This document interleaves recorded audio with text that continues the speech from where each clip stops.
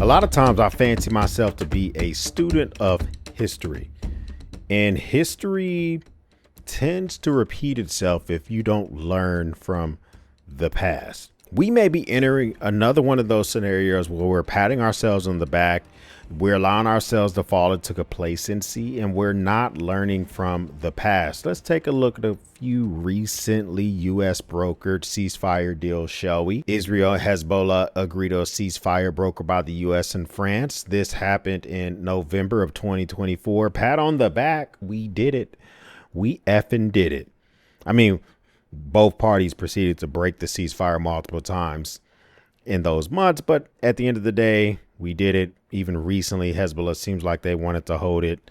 Congratulations to us. All right, we made that stuff happen. We can appreciate stuff like that. Here's another one. Israel and Hamas reached Gaza ceasefire agreement in the Gaza Strip. We effing did it. You hear me? January, right before Biden was out of office, got another ceasefire knocked out. We're just knocking this stuff out. Here's another one. Super recent. Ceasefire between Israel and Iran appears to hold as Trump vents frustration at both sides. You know, he was a little frustrated the other day, but it appears to be holding. Seems like we're really locking it down. But here's the thing. I don't know if we can just concretely always say that the ceasefire deals that we broker stay concrete. And that's why I'm cautioning you guys to be cautious. Continue your prep, continue being a good prepared citizen, carrying your EDCs, not being complacent about things that you're preparing for, because these things seem to fall apart. Case in point, Israel Hamas ceasefire falls apart. Yes, it did. It is documented that we had that thing locked in January. Since then, both sides have been going at each other all over again. Whose fault it is, I'm not here to figure all that out. OK, I'm just telling you, whether it is because Hamas is being backed up by Iran or whatever the reason is, it fell apart. And then here's another one. So out of those three that I showed you guys earlier, here's another one that seems to be falling apart right in front of our eyes. Israel strikes pummel South Lebanon hilltops. This just happened June 27th. I'm recording this June 27th. More than a dozen Israeli airstrikes battered a row of hilltops in southern Lebanon on Friday. Of course, Lebanon is the home of Hezbollah. Hezbollah has been a part of the parliament in Lebanon. They've been there for years. Before I talk about in historical context what it can mean as now we're at 67% of the ceasefires that we brokered in the last year have fallen apart. Before I talk about what that could mean, who the hell is Hezbollah? We're always talking about these proxy forces that are backed up by Iran. One of the biggest ones, and probably one of the most organized, is Hezbollah. They're an Iranian-backed Shia militia who are considered the most powerful non-state group in the Middle East. They came from the fighting from the civil war from Lebanon in the 80s. They've been a part of parliament. They're part of the government. They're a proxy of Iran. They are supported by Iran financially, and they do some of Iran's bidding. Not everything that Hezbollah does is Iran's bidding, but a lot of it is. And Iran considers Hezbollah a part of their axis of resistance. They have this axis of resistance where on this legend, if you see things that are bright orange or yellowish, that means it's Iran-backed axis of resistance. It's a cheesy ass name they came up with. So you got Iran itself, you got forces in Iraq, you got places in Yemen where the Houthis are down south, you have small forces in Syria, you have Lebanon. And so you have the Gaza Strip as well. And you can see the zoom in forces where Iran has forces all over the place, purposely trying to basically do a lot of different things that are against not only Israel, but they disrupt a lot of stuff going on in the region itself, whether it is the strait that is between the Gulf of Aden, the Red Sea, the Persian Gulf, and the Gulf of Oman. They are always interrupting stuff. They're in the interest of Iran. And a lot of times the reason that Iran backs a lot of these groups is for a couple of reasons. One of them is because they don't like Israel. Okay, that's the easiest one. But the second one is a deterrence. If you're always nervous that a proxy that is supported by Iran may attack you at any moment for whatever reason, because of your religious belief, because of things you've been doing in the region, because they don't like the way your government is. It's a deterrence from you directly going against Iran or going against Iran's economical wishes, things that they don't want you to do.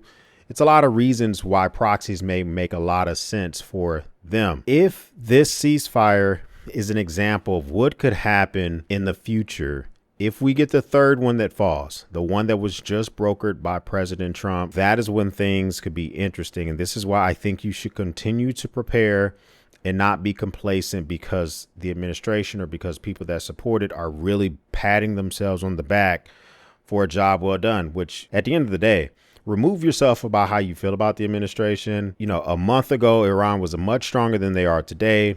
U.S. arguably was the tip of the spear for brokering that deal. And we completely own the air now in Iran. Hey, looks like we got a lot of W's out of that situation. But if we can use the example of the ceasefire falling apart in Lebanon, number one, we got to talk about reinforcing the narrative that Iran needs the access of resistance. Because if Iran sees this ceasefire fall apart, the ceasefire in Gaza fall apart, they may argue to say, we need the access of resistance. We need it because just because the U.S. is brokering these deals, of course, I guess the U.S. is just not as powerful as we thought they were because of Israel's just breaking these deals. I'm talking like Iran right now. We need them. We need to keep them no matter what. We're going to continue to support Hezbollah, the Houthis. We're going to continue to support Hamas, any other groups that we have in the region, Iran-backed militias in Iraq. We're going to support all of them because just because they broker their deals does not mean they're going to hold firm.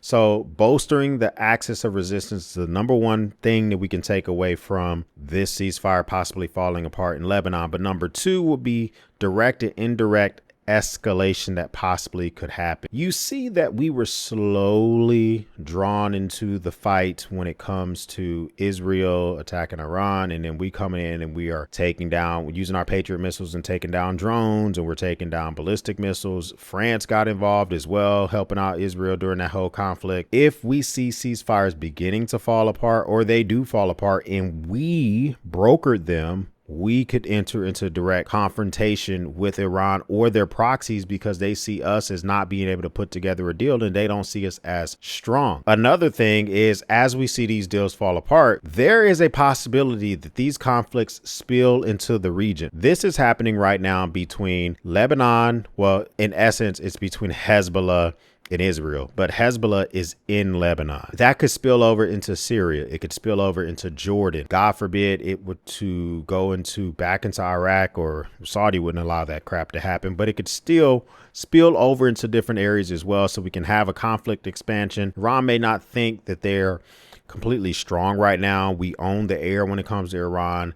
Their nuclear program is set back. How much? We'll find out more about that later. So other things that they have, they want to fiercely protect it. Their economic strength, their cybersecurity capabilities, they want to protect that type of stuff. So I would argue to say that number three, crumbling apart of a ceasefire right now between the Houthis and Israel will test Iran's deterrence factor. Israel owns the air when it comes to Iran. They can fly over there whenever they want. They can do pass by. They can mow the lawn. It's a military term. Whenever the hell they want. Their air defense capabilities have been diminished. Israel seems to be turning their attention to their deterrence capabilities. Right now, as a deterrence in the region, Iran has a bunch of proxies that they fund. If now Israel is turning their attention to the Houthis, eventually they're also having their attention to Hamas. This is really testing Iran's deterrence capabilities. When they see a ceasefire falling apart, a couple of things that they could do to protect the only other things that they have right now, which is their economic strength through oil and through their cyber capabilities, they may decide to completely fund, plus up, or attack Israel themselves because they're attacking some of their proxies. Another thing is they may see that their deterrents are not working. If they're being taken out by Israel, this may make them run to nuclear proliferation. This is my biggest fear beyond like the cyber aspect of it. Here are some satellite images from today by Maxar Technologies, that same firm, that same commercial firm that has satellites in the area. This are some kind of excavators, bulldozers, earth movers down there moving dirt around that the Iranians have brought in. We're trying to figure out, like, are they trying to assess their own site? Are they already trying to take dirt out and rebuild it? That's a question. You see this building right here? This is from the Fordo site. For some reason, this white building right there, that's a cover for a parking structure. So if you come out there with your vehicle, you can park right there and your vehicle won't burn in the hot sun all day. But other facilities we didn't take out on the site. You know, a lot of the centrifuges that were on this site had to be cooled down because they run hot 24 hours a day. We didn't take out that building that keeps centrifuges cooled down. Does Iran now see their possible capability of building this site back up? And these are images that we're getting today. Now, here is an image shown. This is released by the DoD, not by that not by that commercial company. They says that this is a crater or a cave for an entry point where one of the bunker busters went, where we hit one of those ventilation shafts. That looks pretty promising. I will give you that. But I'm still kind of wondering, like, we're getting this. This is once again from that satellite company. We're seeing here the actual structure that keeps the area cooled down. We're seeing vehicles back out here. So now we're wondering, are they beginning? This is saying that they're beginning to build a new road. This is what the caption says for here. So if they're already beginning to make a new road, are they going to just streamline towards nuclear proliferation? Because if they see ceasefires falling apart between other groups and countries, they may think that the time is short for them when it comes to their own ceasefire, and they may just like run full speed towards it. Now we're about to take another bite at the apple of another ceasefire in Gaza. We just had one in January. So President Trump says that Gaza ceasefire possible within the next week, but he gives no details. I think that there's a high probability we get another ceasefire with Gaza. Iran takes this as an example of, you make them, they go away. You make them, they go away. So as we see smoke rising from this Israeli target that took place in a refugee camp in Gaza Strip. I mean, this guy's like a guy. He's just literally a guy watching an explosion behind him in the Gaza Strip. I don't think Iran wants to become this level of decimated from going back and forth with ceasefire agreements. I highly believe they are going to protect the few things that they have left, and that is cyber, their ability to have deterrence. So I think they will begin to fund some of their regional proxies. I don't know about this lone wolf stuff. I think there's a higher likelihood that there are lone wolves in the United States who are inspired by Iran, who just activate themselves, whether it's religious ideology or they're, they think they're being wronged and they do something in the States well before their sleeper cells. I'm not seeing evidence of that, but maybe I am seeing some concerns about it, because I saw a report today that just released tonight in Washington, D.C. Construction crews are erecting unscalable anti-scale barricades around the White House in the Department of Treasury. So that's new. There's no explanation of why that is occurring. So we see that being propped up right now. So that's what's going on when it comes to like physical deterrence here within the states. But then so we also have from the Department of Homeland Security that says low-level cyber attacks against U.S. networks for pro-Iranian hacktivists are likely, and cyber actors affiliated with the Iranian government may conduct attacks against U.S. networks. Iran has a long-standing commitment to target U.S. government officials as well. I'm going to say this again, like I've said it before. I use OR to protect myself for cyber. They're not sponsoring this video. I'm just showing you guys because there are things that I'm doing, and I do not want to fall into complacency. For my digital footprint, it is OR. They help with identity protection, credit monitoring, Wi-Fi VPN. That's all great and fine and dandy.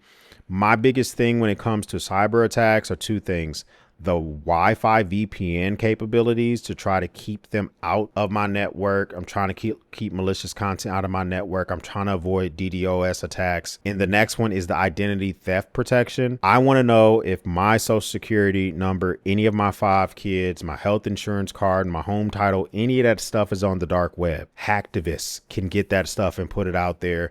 That's why I use OR for this type of stuff. You can use their competitors. You can use NordVPN. You can use whatever the hell you want. My advice is please protect your identity and protect your individual network, because if the Department of Homeland Security is warning organizations like the Raytheons, the Citibanks, the US banks of the world to up their security, you should be upping your own security as well. I will leave a link down below for you to check it out, just in case you want to take a look at your cyber footprint.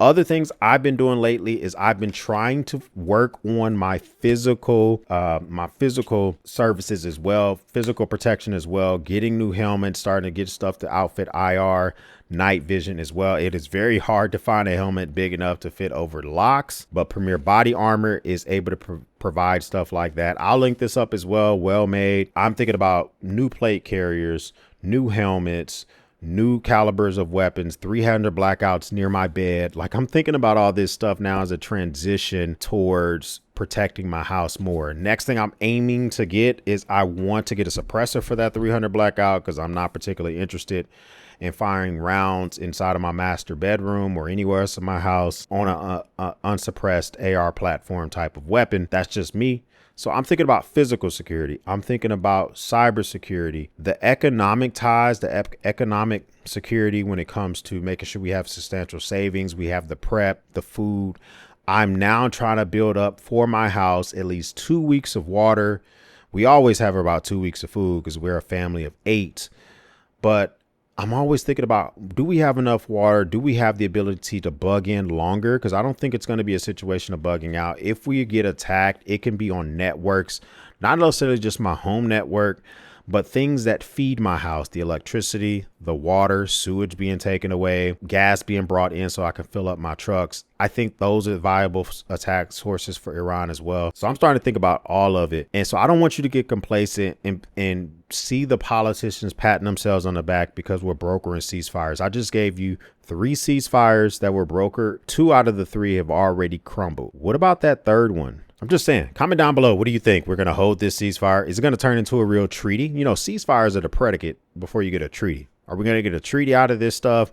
I would love to know what your comment down below. First time stopping by, hit the subscribe button. I would love to have you a part of the battalion. If this is not your first time stopping by, well, thank you once again for watching me run my grape. For everyone else, we'll speak soon.